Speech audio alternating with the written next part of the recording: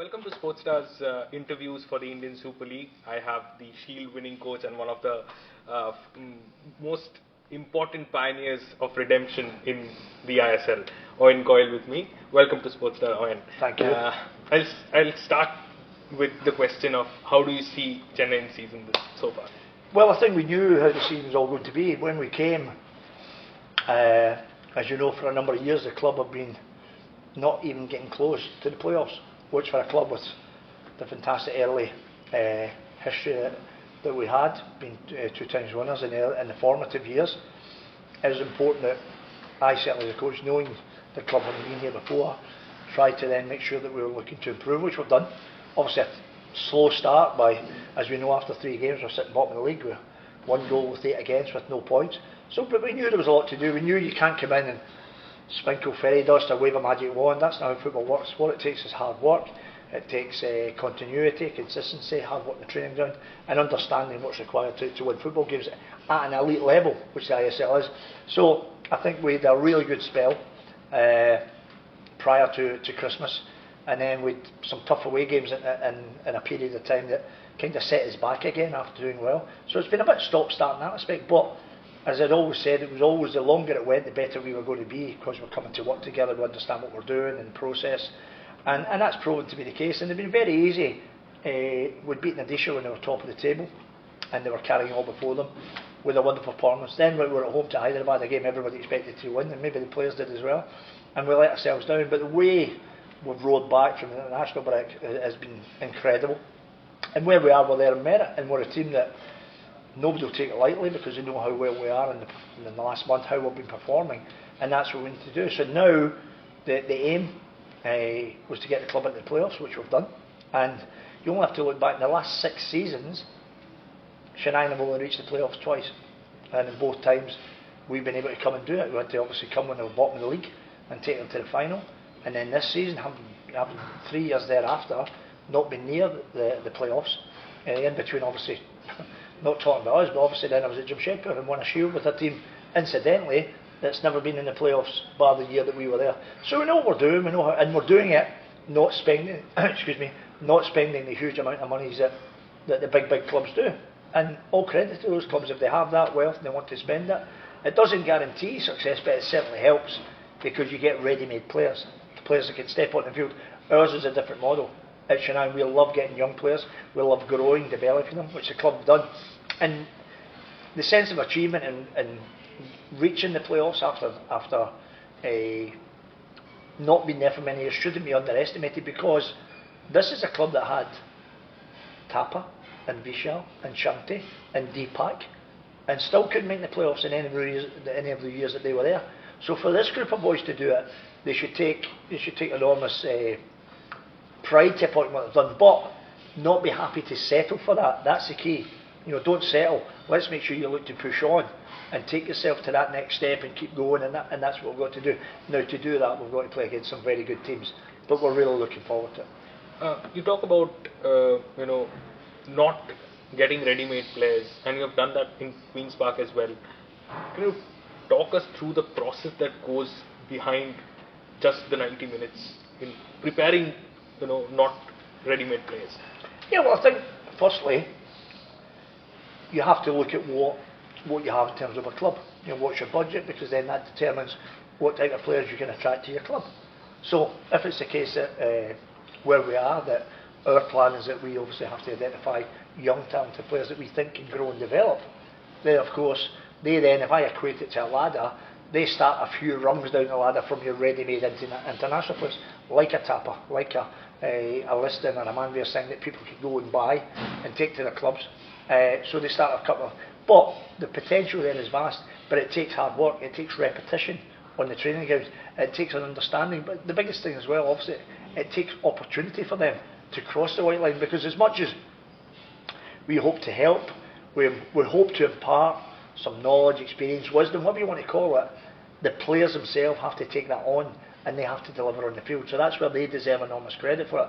We obviously enjoy helping and developing players, because that's part of what we do, and when we see them, then of course you think, great, they've learned, they're listening, they're understanding, and then the scope is then to kick on but to your point, yeah, of course, when we come into those games, it's important that first they know their job within the team, because the bottom line is we won't have the best players. Other clubs have the best players, but that won't, and it should never stop you from looking to achieve that you're the best team. And that's what we did at Jamshedpur. If you look at my squad, we didn't have the best players, but we had the best team. We had the best team by, I think, 5 or 6 points we won it by. Won 7 in a row. The records we broke that year, we smashed them, demolished them, with not the best players, but the best team. So that's what we look to build. But within that, these players then aspire, and then they grow, and then they become better players. And all of a sudden, they then are an opportunity. The big clubs want them. You know, Boris is a perfect example. Outstanding, and obviously done very well against us because he's been well schooled, and Manolo's now working with him, another fantastic coach, and helping him and growing. So that's what we have to do. But for me, you know, as head coach, whether it's Chennaiyin, whether it's Jamshedpur, whatever it is in India, we still have an obligation to help them try and grow Indian football and develop these young players because the fans at all the clubs are so passionate. They love, and so patriotic. They love their country. They want the team to do well. So we have an obligation, I think, as foreign coaches to try and help young Indian players. Do you listen to music? Yes, I do. What's your method to detoxify from football? Yeah, well, music's a big. And the game's 24/7. As much as you say, oh, how can you unwind? And you do unwind. I love music. I love the movies. We went yesterday. Took the whole team. We went to watch Maidan. What a fantastic and inspiring movie. The trials and tribulations that the coach had to go through, the team had to go through. When you think back to that team that started playing in bare feet against international teams with the boots on standing, and the development and the growth of Indian football at that period, amazing story. I loved it. So I love the movies. I love music, and of course it can help you. But we love the game. I only do football and family, and that's all I care for. So when we're in the game, we're totally engrossed in it. We'll get a time in the summer for a few weeks we can go on a nice family holiday and relax. But when we're here, the focus is trying to grow and develop your football club and those young players that can help the club get back. I would say that, this is a club with a tremendous, when you look at the Indian Super League in terms of being champions, different things, and Chennaiyin have made a big imprint in that. We want to get back to that. Now that's going to take another few rungs up the ladder because we're not quite there yet, but we're growing. We'll have a far better team next year again. We'll be even better, and that's where we have to keep aspiring to pushing on and keep trying to improve. At Jamshedpur, there was a player like Komal Thatal, a player like Rahim Ali here, where you've given them sort of a break from starting as a number 9, and then ushering them into the scene, and they've again come up. What is the talk that happens with them when they are down and are not getting starting opportunities? Yeah, I think first it's a very good question. I think in respect of the two players, the two of them are quite, because most players are quite, it's like individual stories. No two are the same. So therefore you have to, as a coach, you have to look at that and deal with that on merit. Komal was a hugely talented young player, as you know, within the national squad and all. Played at a big club, but wasn't getting the opportunities. So there we had to bring back and get the confidence back and flourish. A bit like Boris, wasn't the same type of thing. Give them the confidence the coach believed, give them the platform to go and play. And when they did, and Komal's, if truth be told, since Komal, he's been hindered by injury with his hamstrings. He looks now if he's getting back to his best. I've seen him coming on in a few games and looking like the boy I'd seen before. So if he does, then he's going to kick on again because he was sensational, like young Ritwick. Again, horrendous injury, but Ritwick Dash would be a fully fledged international player just now had he not picked up that really serious knee injury at Jamshedpur. And I love working with Ritwick, who was released from Kerala. They felt that he wasn't good enough to, and the boy was sensational, but he just needed belief, he needed trust, and he needed somebody to let him understand what his role was within the team. And the thing I love, particularly the top end of the players, my players will tell you, I give them that freedom to go and play at the top, and knowing their job within the team. But every attack you can't score a goal, but the intent should be that you're trying to. So they know they have that, and they know if they make a mistake, I'm not coming because we're trying to win, we're trying to be exciting. I'm a fan as well. I want people to enjoy good football and get out their seats and your team get excited. So as you find, we play with wingers, we attack, we look and those boys help you to do that. Now, Rahim Ali is a different case because Rahim has been an international player. But I think there's and this is my take on it from the years I've been, I think there's a real, I wouldn't say pressure to the word, but there is I think an incessant chat about the Indian number 9 and because, and I understand it because really if you think when you're signing foreigners, we're always going to sign number 9s because they're the ones that they spend money on, the ones that score goals and such forth. So that then becomes a challenge for the young Indian lads. And I think in Raheem's case, I think Raheem has carried the weight of the world on his shoulders because people are. And I've said to him, I spoke to him at length, I spoke to him, even last month, I said, listen, you've just got to strip all that back. Just be the kid that came in, because he worked with me in season 6 when he was coming off the bench, and I knew then the potential. And I said, just strip all of that and get back to enjoying your football. But you know, if you make a mistake, you're trying to win, I'm not unduly worried. But you're thinking about all the outside noise. I don't do social media, but I know a lot of players do. And for me, I know it's got a lot of good, there's a lot of good value to it, but equally there's some stuff that if you're listening to stuff, it could be take you away from your game. And this is my point with players, they need to be focused and concentrated for the duration of those training, for the duration of the matches, and live your life as a footballer, be professional, how you eat, how you rest, how you sleep, how you live your life, because that's the only way you benefit on the field. And I don't mean for 1 or 2 seasons, I'm talking about longevity, to have 15 years, 10, 15 years at the top level, because the ISL is an elite level and it's getting better. This league's now better than it was in season 6, and it will continue to grow. And ultimately the big aim, I think, is because if the league continues to grow, at one point, and I know people have said, that won't happen. Trust me, I think it will. If we continue to develop and grow the young Indian players, there's no reason why in 6 or 8 years India can be a World Cup, for sure. But there's a lot of work that we all need to do, not looking to, because I see people throwing things out, apportioning blame. It's never about blame. It's understanding, like it is with a football team, where is it you need to incrementally improve. And if you improve in those small steps, then you'll take big steps. But equally, you've got to start, as we say, start walking before you think you're running. And we've had to do it at the club. We know how to do it. Listen, I'm very fortunate and very blessed with the career I've had. I've worked at the highest level in the Premier League in England for 3 years. You don't work at that level, we've been very good at what you do. So we know what we do, we know how to do it. And I'm a really good club with fantastic owners, brilliant staff. Can't do enough for you. And we want to try and bring our fans, because this is why we do it. We do it for the fans. We want to try and bring smiles to their faces and give them a team that they think, I enjoy watching that team. That team's trying to win, which we do every game. That's why we have the least amount of draws in the league, because we don't always, but the intent is to win. Might take a few punches in the nose. You'll have to look at my face to see if I had a few punches in the nose, but it won't deter me from trying to win football matches. Let's take a step back. You're back at your home. You're taking a walk along the lanes. You have a posh job at Bolton or Burnley or some club in England. Do you choose your battles deliberately, which are tough, to challenge yourself, taking a club which is thousands of miles away from home? Yeah. But that doesn't faze me, because obviously I went to work in America as well. I worked in MLS, and football is the same game. It has different levels, but in essence it's the same game. Ultimately it'll be 11 v 11. Barring some refereeing decisions, but anyway, but it should be 11 v 11, and on the day the best team win. So it's the same game, and I've always been one. Well, it's a family. My parents are originally from Ireland. Obviously, they moved to Scotland. I'm one of 9, 5 brothers and 3 sisters, and we've always had the bug for travelling and everything else.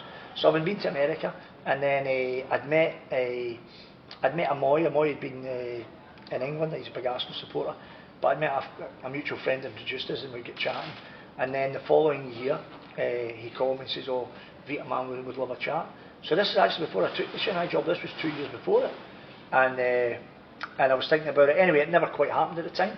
And there was another, I can't remember where I went. There was another job in England, whatever. Anyway, it never happened. But then, obviously, when the club had a really bad start after finishing bottom last year before, which was the year after they'd been champions, if you remember, when they won the ISL Cup with John, and they did a slow start and finished bottom. And then Amoy said, listen, it's only for 11 weeks, we spoke before, spoke to Sandy, and I thought, well, okay, let's, I know the good people, because I'd actually came to Mumbai and met Mam and Abhishek 2 years prior to that. So I knew everything about the people. So I said to Sandy, we'll come and do it. And that 11 weeks turned into 17 weeks, because we obviously went to the final when nobody gave us a chance. So that's the thing about football, and I say this all the way. It's never ever how you start, it's how you finish. Because at the outset, it might be great to, for the first couple of months you're flying, and then what you've done was just like a short-term fix. We're never about a short-term fix, and that's probably, if you look at the clubs I've been at, we've probably always punched above our weight. We've never went to a club really with a huge budget and being expected to be the number one. Burnley were expected to be relegated from the Championship, never mind promoted to the Premier League. When I went to Bolton, Bolton were bottom of the Premier League, and without spending any money, we kept them up by 9 points. I went in the January. So we know, as I say, we love what we're doing, we've loved our journey, and then that's brought us here to India, having done what we did. And then after the 2 COVID seasons, then obviously, in truth, I needed to get back home, because that was a real, as you know, it was a real challenge, those COVID seasons. And loved my year, and then went back, and obviously the success we had at Queen's Park, again with young players. And to go 30 minutes from going to the Premier League with, I mean, the story of Queen's Park's an amazing, amazing story. And this year, to be fair, they find themselves at the wrong end again, but hopefully they'll be okay, because they're really good people there. But the bottom line is, we love football. It's the best game in the world. And I've been very fortunate, I've been very blessed. I've had my career in it. If I hadn't been, I'd still be playing with my friends, 5-a-side. You know, the boys, we go and play 5-a-side here. The boys start attacking the other lad, we have a game, because we love the game. Obviously, get a little bit older, but it's the best game in the world. You talk about COVID. How challenging was it to fly back to India and then test COVID positive? How tough were those times? Yeah, so those I wasn't worried about that flying back to India and whatever, because I knew how professional everybody is and how well the leagues run.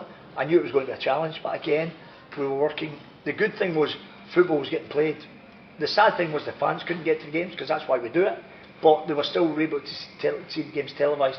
So we're getting football out there to put a smile on people's face and try and get a lift. I think that was a big part of getting the league going for COVID. Personally, how tough? Personally, it's a challenge, because the thing as a coach, ordinarily when you train and then the players go and you see them the following day, but not in COVID, 24/7. So you're there, and any little thing that's maybe happened in the training ground, because it can happen, that's the nature of the game, it's competitive, these boys are winners, they'll fight, they'll scratch, and everything goes with it. So that's the thing, that anything happened, you had to nail that there and then, otherwise it festers, it grows, it develops, and it becomes bigger than it actually is. So that was a point. So that, of course, not only is it physically demanding, but mentally it's draining, because, and this is the thing about football, you pour your heart and your soul. So, you know, physically, mentally, and I say this to my players after every game, they should have nothing left, because they've poured it all out in the field. That's what it takes when you're an elite footballer, to be at that level. But yeah, COVID was challenging, of course it was, but listen, we all get through it, we come through with smiles on our faces, football get played, and I think that gave everybody a lift in very difficult times. Talking about turning tables after going 1 down, you have done this now twice in a single season, whereas 10 seasons there was nothing. What do you tell the players during the drinks break, or when you meet them when the team is already 0-1 trailing? Well, I'm glad you mentioned that, because I've got to be honest, prior to the other week, I mean, if you think about, we spoke about, if you think about the fantastic teams that Chennai's had and some unbelievable individual players over the years, I wasn't aware until after that Shedpur game that Chennai had never come from behind in a home game in 10 years to win a game. So that was something that was new to me. And then within 5 days we did it twice, on the back of actually doing it against Mohanbagan, who went on to be the Shield winners. So, and then obviously to do it against North East. So we've actually set a new ISL record, because that's the first time any team has won 3 consecutive games from being behind. But what it did think, and I think this is the important thing, it showed that we have tremendous spirit, tremendous camaraderie, tremendous drive to win games. Because the thing in football is, it's easier,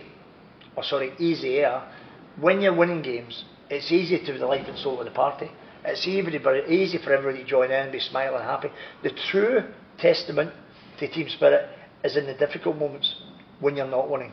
For us, we lost a game against Hyderabad we should never have lost, but we did, and we played not to the level we've been. So that's then when the test of team spirit was going. When we returned to play Mohanbagan in Kolkata, we prepared, but I could see in the training, I could see the spirit, I could see them all together, and that's a huge thing to have in your armoury, because that's a team thing. Because individuals can do bits of magic, but it's teams that win you titles and win you trophies. Thank you so much, Owen, for all the time. That's a wrap from us at Sportstar. Yeah. So again, loved the interview with Sportstar. I think we all know it's a well-renowned football publication. So tune in, subscribe, get involved. They love their football. They're always promoting the game, which is really important, because that's what we do. We all love the game. So promote, subscribe, and get involved. Take care. God bless.